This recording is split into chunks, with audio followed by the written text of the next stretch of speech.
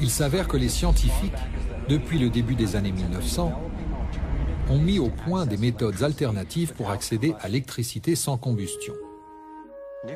Nikola Tesla a cru qu'il avait découvert ce qu'il appelait l'énergie radiante. Beaucoup de scientifiques pensent qu'il a introduit ce qu'on appelle aujourd'hui l'énergie libre.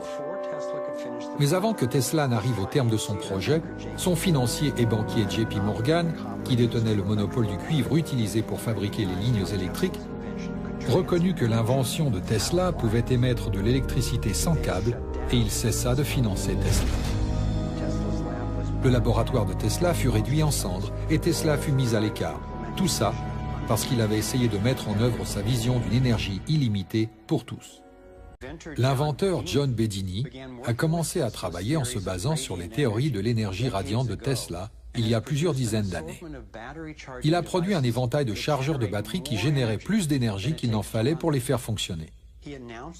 Il a annoncé qu'il allait les commercialiser à bas prix. Peu de temps après, il a été agressé dans son laboratoire et prévenu qu'il ne devait pas fabriquer les machines. Pour sa propre sécurité, il a dû abandonner l'idée de commercialiser des appareils à énergie libre. Tous ces dispositifs proviennent de laboratoires que j'ai personnellement visités.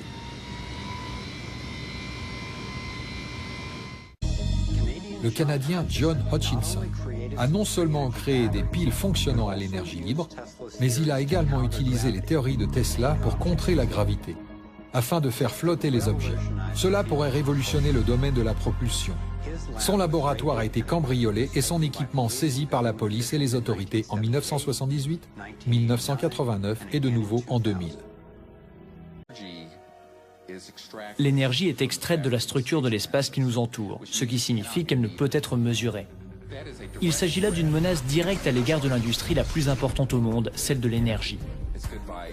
Adieu ExxonMobil, adieu pétrole, adieu charbon, adieu lignes électriques. Tout cela serait du passé.